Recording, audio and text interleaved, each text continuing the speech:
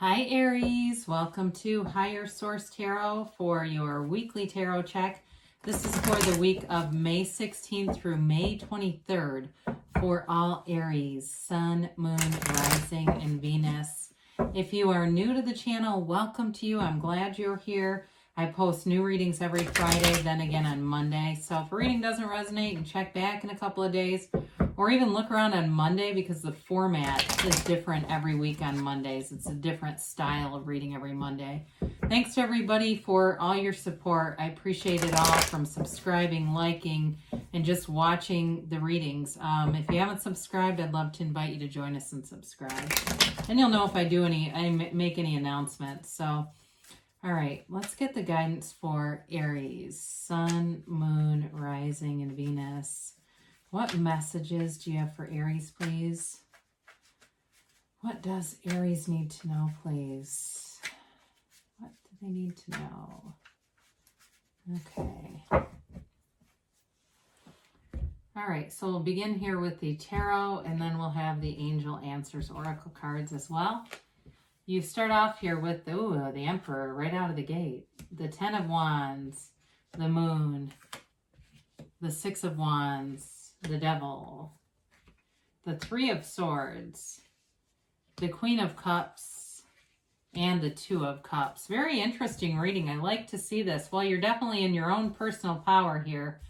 You have here Aries, Capricorn, Pisces. You've got water in general, so Pisces, Cancer, Scorpio. You've got fire, Aries, Leo, Sag, and you do have a little bit of air here too. Well, okay, so the Emperor is, he's a mighty ruler. It's, the father of the tarot, the great protector. I feel like you're doing something here. You're putting in a lot of investment into something, and I feel like you're going to be very protective around it. I do feel like it's going to go in a positive direction. If it's a relationship, I mean, you definitely have love here, okay, with the Two of Cups and the Queen of Cups. So if it's a relationship and you feel like you're investing a lot of time or just a lot of commitment into it, it's moving forward. So with the Emperor, though, it's a card of not only confidence and authority, but it's also a card of getting what you want. The Emperor's in charge. So again, whatever you put your time into, your focus into, is moving ahead. And it's also a card of wealth. The Emperor is wealthy. He's a ruler. I mean, there's no higher ruler than this. And so it may be, for some of you, a card of using your intellect, using your communication skills. Be a little careful with that, though. I will say this with the Three of Swords, or if you have a little bit of a tendency maybe to be brash in communication, with the Devil showing up in the Three of Swords, just be careful with that, okay? Because I feel like they're warning somebody here. Just be easy with it so that it doesn't repeat a cycle. If when you get your mind set on something, you find that you get a little bit, because kind of the shadow aspect of this is being very inflexible, okay? So, Aries goes where other signs can't. You're the initiator. You're a great employee.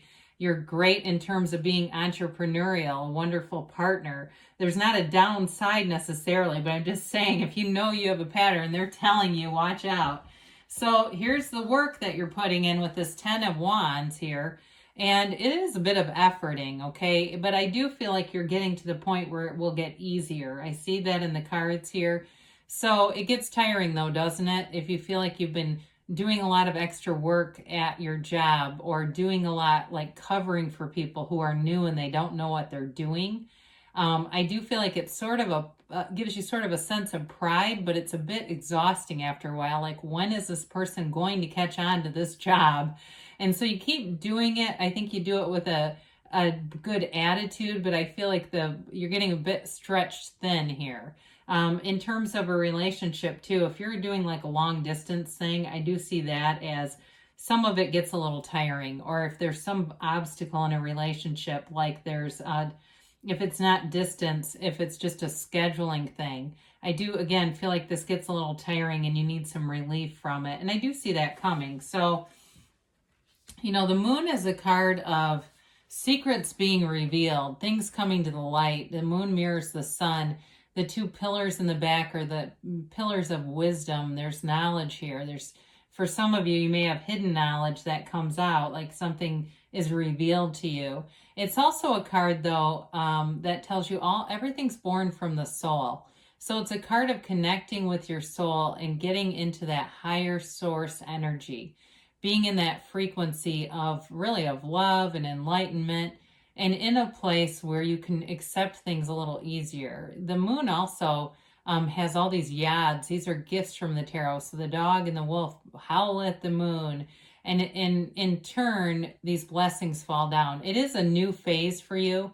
So I mentioned before, especially with that 10 of Wands, it does feel like a new phase begins where you come out of some confusion, but it feels like an emotionally charged time for you. I will say that. I feel like it's getting into a better place, but like you're getting at that point where there's a turning point happening here, okay? So those of you that have felt like, yeah, I'm exhausted, there's a turning point here, and it sure does. It comes at the right time.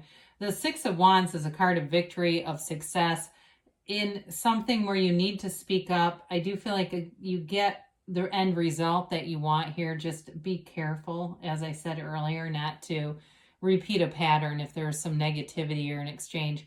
You're getting a lot of attention here too. I feel like especially those of you that the work thing is a real thing for you, where you're like, yeah, I'm carrying half my team, and I see recognition happening around you. And sometimes that can be a double-edged sword, right? Where you're now everyone's go-to. You're like, look, I'm not the panacea to your problems, but I do feel like it gives your pride a little boost. It's that confident energy of the Emperor too here. And in terms of a relationship, you've definitely got love here. That person only has eyes for you. I think they see you as this magnificent force of nature. I hear someone even saying they're a force of nature. They think of you as being very unique, very like just a very rare find in a person, especially because you're loyal, and they like that about you. So the Devil shows up, and this is all about cycles.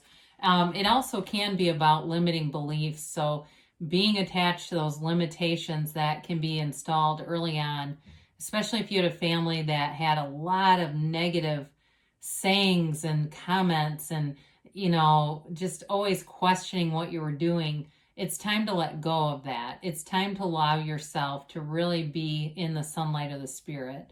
This is the shadow aspect of life. And so it can represent our own questioning ourselves, doubt in ourselves. So if you have some little nagging feeling of doubt, you can separate from that. They want you to. It's spirit telling you, when we ask, what do I need to know about this situation, that your angels will show you. You just have to be open to it. So with this, it's the end of a cycle. I don't feel, though, that it's in a relationship per se. If it's been in past relationships, then it's somebody new that's here, because the relationship that's represented here does not feel influenced by this kind of energy, okay? I hope that's making sense. So I mentioned before that 3 of Swords, your tarot's your best friend that warns you. I'm telling you, if you're not careful with your words, you're going to have some of this. You might be dishing it out, but I do feel like you have sensitivity. I don't feel like you want to hurt anybody. And so just be aware of this. There may be something that happens too where somebody disappoints you. And again, it's sort of in the delivery. What is your delivery and your response to that? And I feel like if you handle it in a way that will really actually raise your own vibration. So that way you don't dip down into that kind of energy or even that devil energy. So the Queen of Cups, again, is a very intuitive energy. It's a loving energy. It's unconditional love. And some of that is related to a little bit of frustration that shows up in the cards. As you meet those challenges with love, you will receive more situations that manifest love around you. People get more competent. There's maybe somebody who shows up that helps out. In terms of a love relationship, it's very unconditional love. It's a deep love. It's also taking care of each other. I see somebody giving foot rubs. I don't personally like them, but some people do. So I do see somebody giving a nice foot rub. You may be on the receiving end of that. I hope so. But with that, I do feel like it may also be just that, spirit trying to show you that someone cares about you. So the 2 of Cups is a match. It is a soulmate connection, and it's 2 people who really get each other.